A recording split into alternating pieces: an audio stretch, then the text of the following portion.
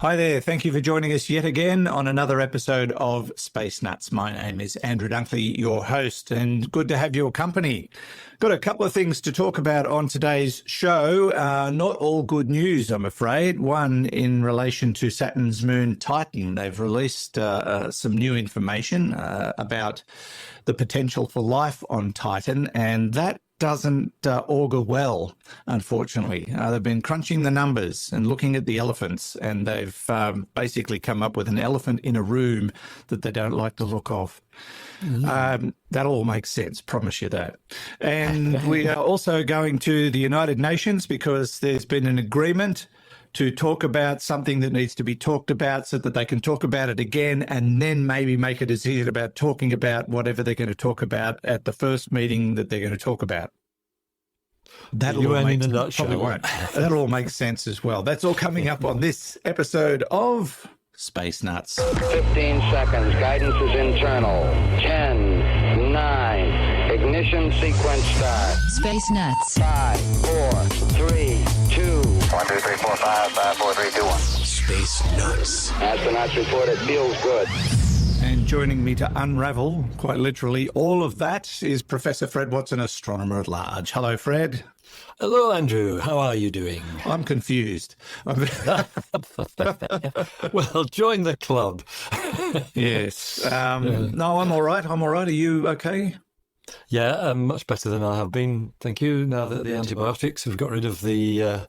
it's technically called rickettsia, but it's usually also known as spotted fever. That describes it perfectly. And it was caused by a tick bite. Yeah. So, yeah. That is nasty. Well, it's been a long haul, really, hasn't it? I mean, it has, yeah. It's been about 3 weeks altogether. Well, yeah, nasty. Let us get stuck into the news of this episode, and our first story concerns Titan. Now, Titan held a lot of promise in terms of potential life, because we know that it's got all those elements for creating life, plus probably a subterranean ocean or a sub-ice ocean that could mean that the mix is right to create potentially life. And of course, there's a big mission going there in the not too distant future. And the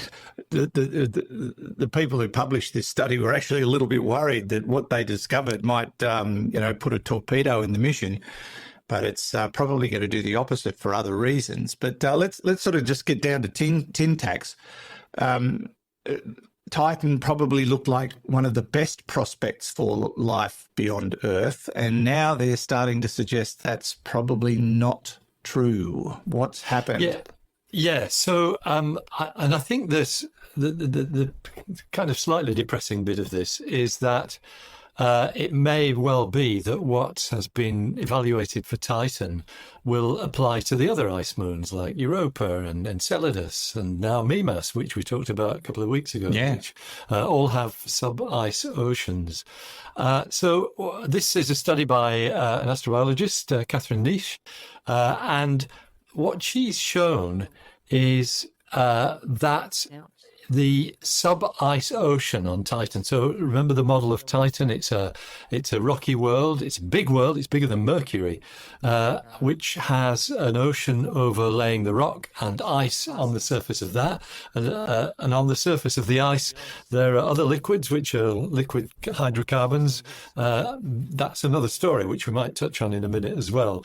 But what Catherine has done is looked at how material from the surface of Titan, which is known to be rich in hydrocarbons, how that might filter down to the subsurface ocean. And basically the outcome is that it is very, very slow indeed. And, not something that might make for a prebiotic mix in the oceans of Titan, the sub-ice ocean. I hope I'm putting that succinctly. But basically the story is this, excuse me. And I should say this study is published in the journal Astrobiology. It's all about how, this transfer from the surface which is known to be organic rich down to the ocean. And so what the modelling looks at is the fact that comets, which will have impacted Titan like they have done the Earth, and probably more so in the early history of Titan. Comet hits the surface. The heat of impact melts the surface, so you've got a pool of liquid water for a little while that's got the surface organics mixed with it. And what she has done then is said, okay, first of all, how many comets are going to strike Titan every year? And that gives you an idea of the flow of water rate carrying these organics from the surface to the interior. But then to work out just how they will get down through the ice. I mean, there are all kinds of unknowns in this, I have to say, Andrew, because we don't actually know how thick that ice layer is, and we don't know what the kind of consistency of what's underneath it is. It may be a sort of slush, because we're talking about very low temperatures. But that ocean is known to exist because of this phenomenon of if you stand on Titan, your longitude changes, and that's because the surface is moving with respect to the interior core. Anyway, what they discovered was that every year, I think it's every year, let me just make sure I'm saying the right thing here. So this is every year. Every year you would get roughly 7.5 tons of glycine, which is the simplest of the amino acids and is one of the constituents of proteins in living organisms. And I'll leave you to draw the line with the elephant there, but the 7.5 tons of glycine are going to filter down to the ocean. Now, the ocean is, we think, at least 12 times the volume of the Earth's ocean. So 7.5 tons per year into that isn't going to cut the mustard when it comes to forming life. Which is the equivalent to the mass of an African male elephant. Thank you very much. That's where we're drawing the analogy. That's the elephant in the room. Yes, that's right. So 1 elephant's worth of glycine per year going into an ocean 12 times the volume of Earth's oceans. You can see the difficulty there, can't you? Yeah. It's going to be very, very dilute indeed. Now, that's for a world that is rich in surface organics, surface chemicals containing carbon, whereas the other icy worlds that were just mentioned, Europa, Ganymede, Enceladus, they've virtually no carbon compounds on their surface. And so, if Titan's subsurface moon is not going to be habitable because of this very poor flow of good stuff down from the surface, then it's going to be worse for the other, the other ocean worlds, the other ice moons of the solar system. Catherine Neish summarized it very nicely. This work shows that it is very hard to transfer the carbon on Titan's surface to its subsurface ocean. Basically, it's hard to have both the water and the carbon needed for life in the same place. And so that's, as you said, there is still much to learn about Titan. The Dragonfly mission, which will launch a double quad copter lander on Titan 2028. It's not that far down the track. No, it's going to take a few years to get there, but that'll be exciting when it happens. So we're still excited about Titan, but this kind of is a bit of a downer when it comes to the sub-ice ocean. Well, the question for me is, how do they know they're most likely to be right? Because they've had to make assumptions on several levels in releasing this paper. They've had to assume a certain number of comets, a certain amount of material. And how do we know that the interior of the planet didn't already contain all that? Exactly. That is a very good question, because like all science, you're working on assumptions. You're making these assumptions about what what the constituents are. The assumptions are always based on the best understanding that we have, but may not be the right answer.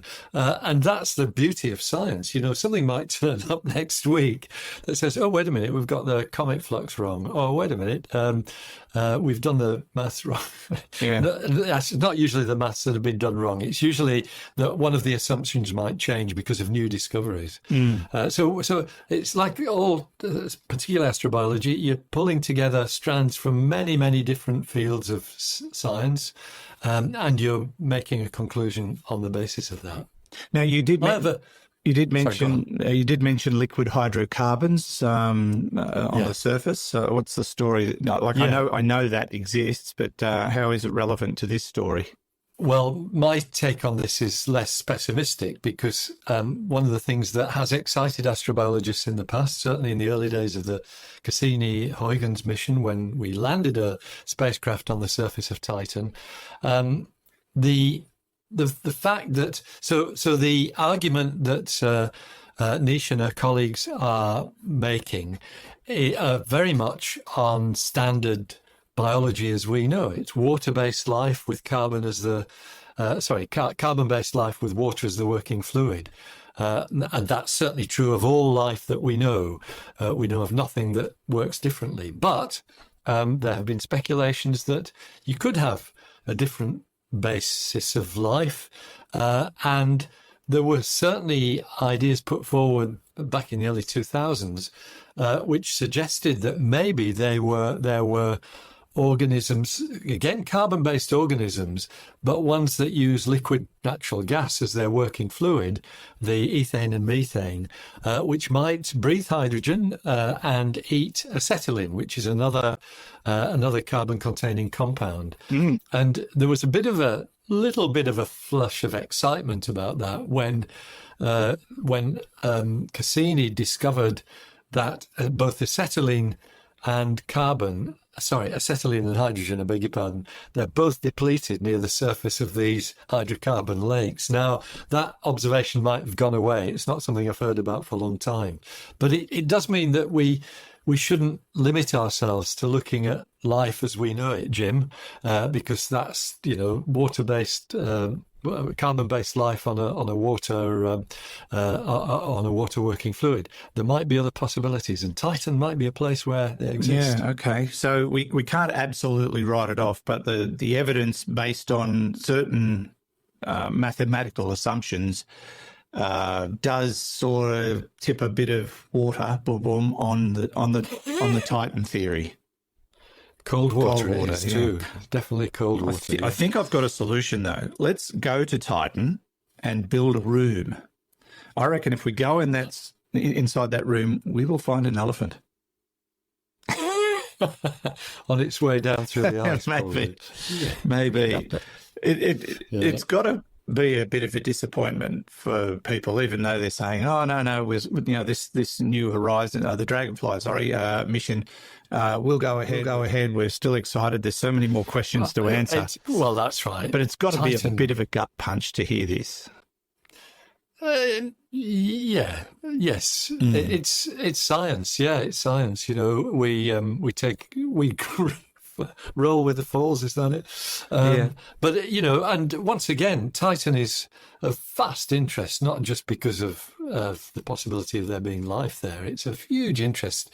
It's unique. It's the only world in the entire universe that we know, other than the Earth, where there are pools of liquid, and its hydrocarbons rather than water, which are in equilibrium with the atmosphere. So you've got this weather cycle there. You get carbon, methane and ethane rain. There will be, Andrew, get this, there will be methane and ethane rainbows on Titan, which will have a different radius from rainbows on Earth, because it's water that causes our water droplets that cause our rainbows. It'll be methane, ethane droplets that cause theirs, and they've got different refractive indices. Stuff like that is going to be fabulous for Dragonfly. Yeah. Well, how long is that going to take to get there, though? Yeah, that's the problem. A long time. Yeah. So even though the launch is 2028, by the time it gets there and it gets down to business, it'll be much, much later. Yeah, I'm not sure what the orbital trajectory is. There'll be slingshots involved, I'm sure, but I don't know what the details are. Anyway, okay. yeah, something still to look forward to. And it's not, it's an interesting comment. I see it as a comment on our journey towards seeking life elsewhere in the universe. Indeed. All right. If you'd like to read that story in full, you can find it on the Sci Tech Daily website. This is Space Nuts. Andrew Dunkley here with Professor Fred Watson. Let's take a short break from the show to tell you about our sponsor, NordVPN. Now, I've talked to you very, very regularly about virtual private networks and the benefits that you gain, particularly if you're using Wi-Fi devices in a public place to protect you from scammers or hackers, or just generally protect you in an overall sense. But another thing that I've claimed in the past is the speed at which NordVPN can operate, even when you're using a server in another country. So I'm going to prove it. Right now, I'm going to do a speed test on my own internet service. I have not got NordVPN connected right at this moment. So I'll pick the server. Let me just change it to the one I use regularly. Okay. So I'm going from my server to another server, no VPN, speed test. And we'll do a check on how fast my internet service is. Okay. So there it's pushing up just over 100 megabits per second download as it is. All right. Just peaked at 106 actually, so I'm getting more than I'm paying for through my standard service. And the upload speed is around 40. Okay, righto. Let's stop that. And now we're going to do it via NordVPN. So I'll open my server and I will click the Quick Connect. So it'll pick its own server to connect through while I'm doing this. And it only takes a few seconds, and then we are connected. So we've connected to Australian server number 653. I'll have to close the browser and open it again so that it gets a fresh connection via the VPN. And then we will do a speed test, all right? Speed test. And I'll use exactly the same server so that we can compare the numbers. Can you remember what I said before? Find the optimal server. All right, I'm going to change it to, where did it go? There it is, that one. So once again, of course, the server that I'm going through now is different from my regular server because I'm using a VPN. So click go. Let's see what the numbers say. And boom, 99, 100. Yeah, so what have I lost? There, 102. I've lost practically nothing, 103. So around the 102, 103 megabits per second download.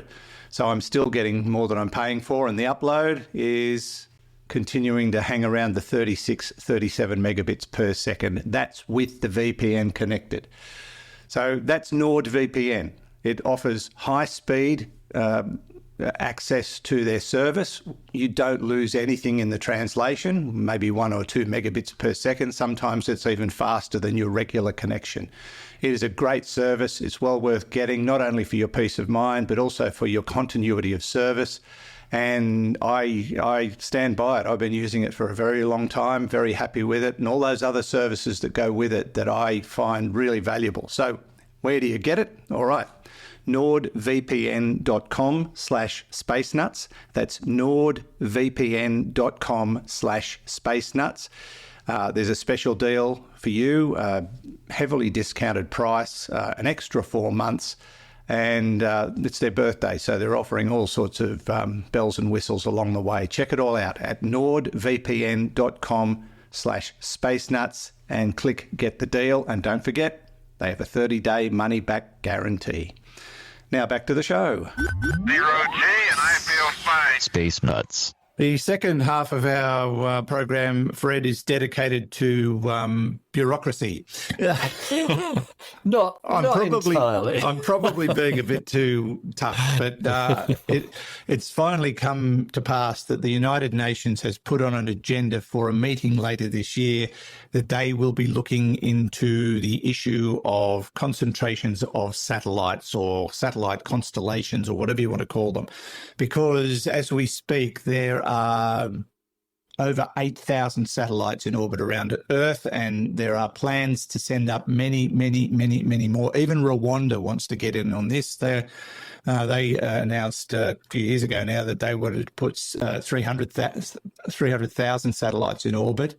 SpaceX wants to put 60,000 up there, and there are so many others that want to add to that number. And it's it's beyond becoming a concern for those who use visual telescopes and radio telescopes, because you want to keep the skies dark and quiet, and having hundreds of thousands of satellites orbiting the planet or in geostationary orbit probably would make that difficult.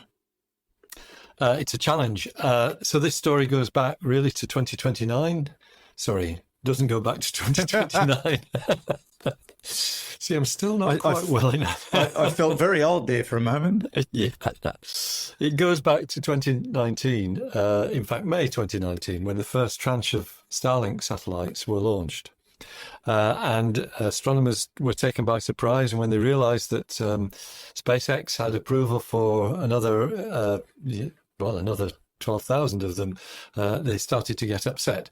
So that's the backstory. Now, this is a story that I've been very closely involved with, Andrew, because it's part of my job to help to counter this issue.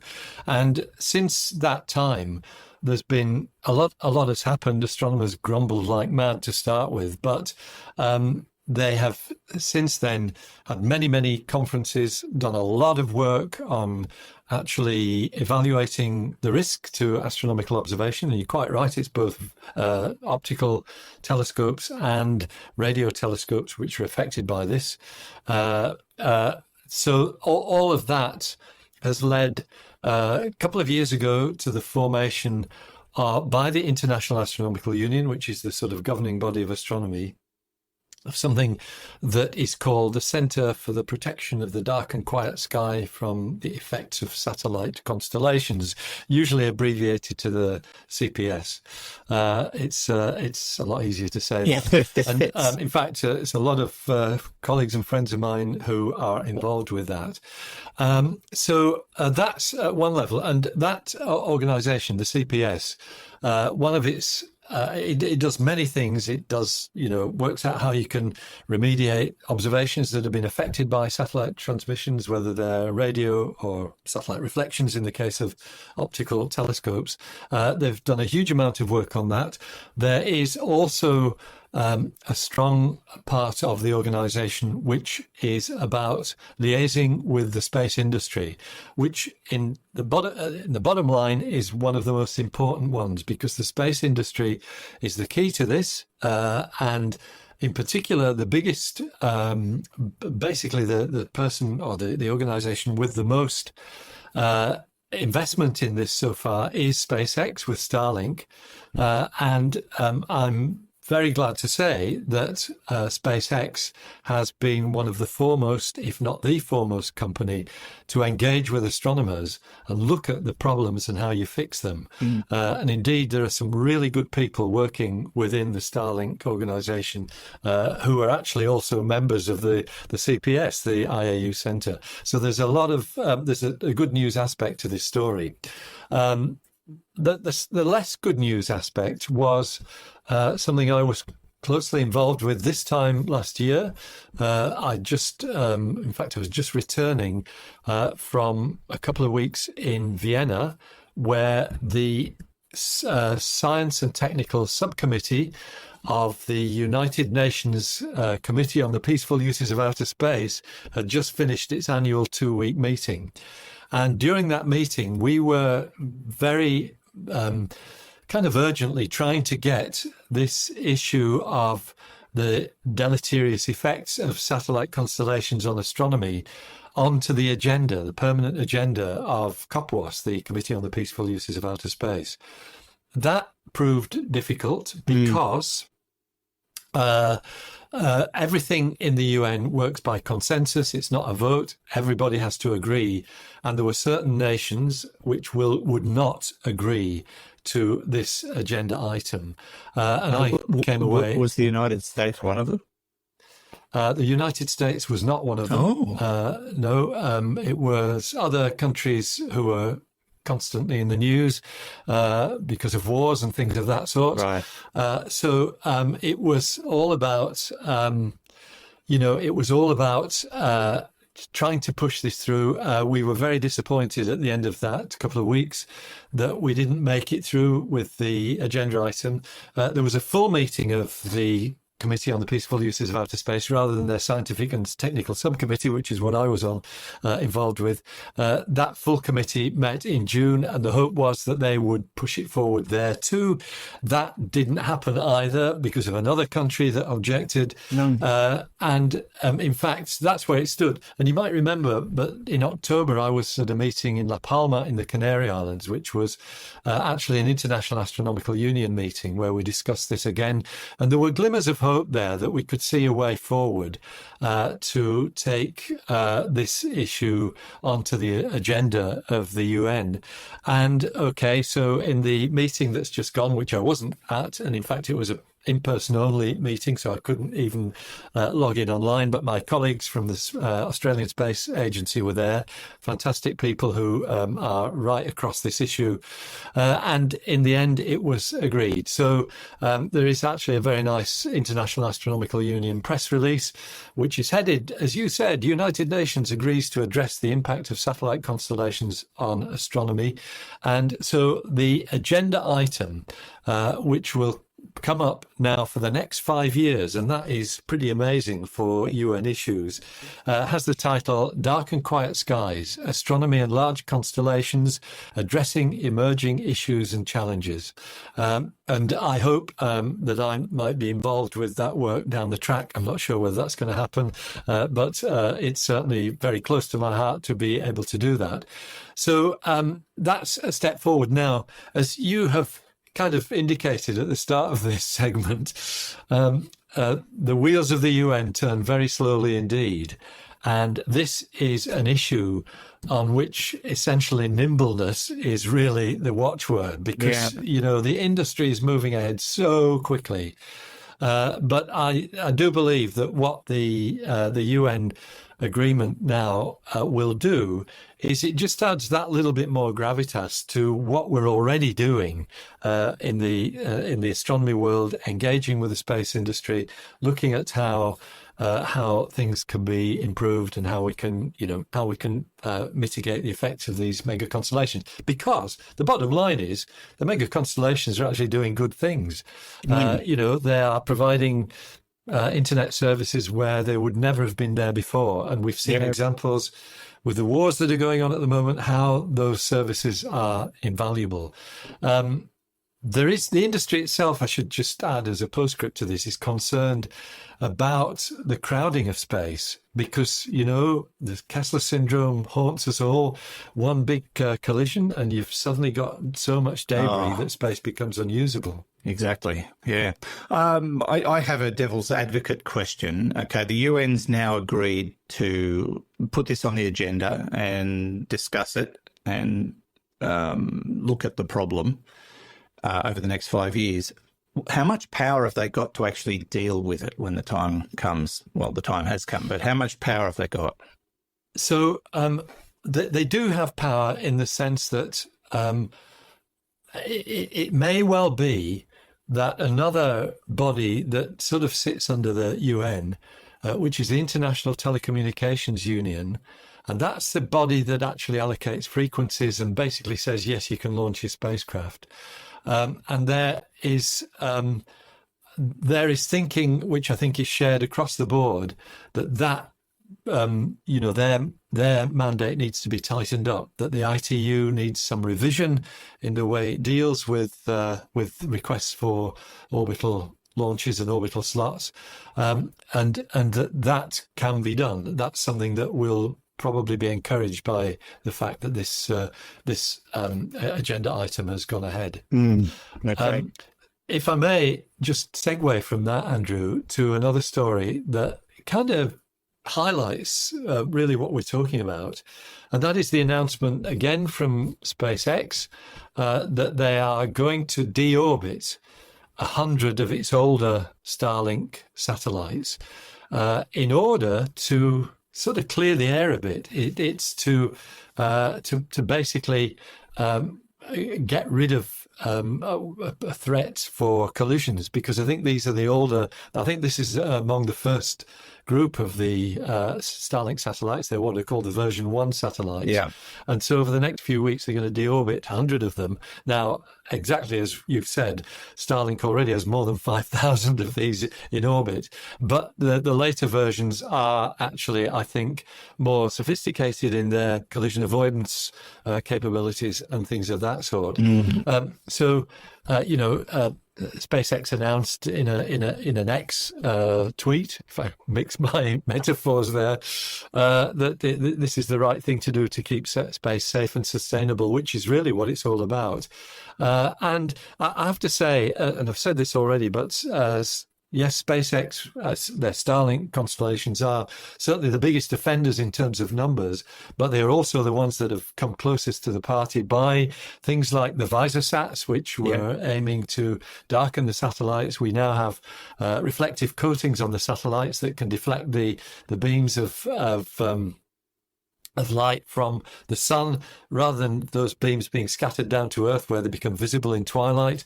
You beam them straight out into space and make the satellites invisible. It reduces their brightness. And they're also engaging in some quite stringent mitigation properties in regard to radio astronomy as well. So in that regard, it's a good news story. It is one that's still a difficulty. Astronomy will never be the same again with all this satellite constellation interference, but we're learning how to deal with it, and I think forging very good relationships with the space industry. I hope the space industry is listening to this, because I hope so too. Yes, we're fans. Let's hope the UN works faster than our roads and traffic authorities here in New South Wales, who have just agreed that we should register horse-drawn vehicles. Okay. Right. Can't help myself sometimes. It is interesting news, and you can find out more at the International Astronomical Union.org website. That wraps it up, Fred. Just a reminder too, if you want to listen to Space Nuts Q&A, that will be coming up on Monday. It'll get downloaded to your respective platforms automatically if you're subscribed to us. And if you're a follower on YouTube, don't forget to hit the subscribe button below. Thanks, Fred. We will catch up with you real soon. Sounds great, Andrew. Talk soon. Fred Watson, astronomer at large, and he joins us every week on Space Nuts. And I hope you'll join us again very, very soon. We'll catch you then. From me, Andrew Dunkley, bye-bye. Space Nuts. You've been listening to the Space Nuts podcast. Mission complete, Houston. Available at Apple Podcasts, Spotify, iHeartRadio, or your favorite podcast player. You can also stream on demand at Bytes.com. This has been another quality podcast production from Bytes.com.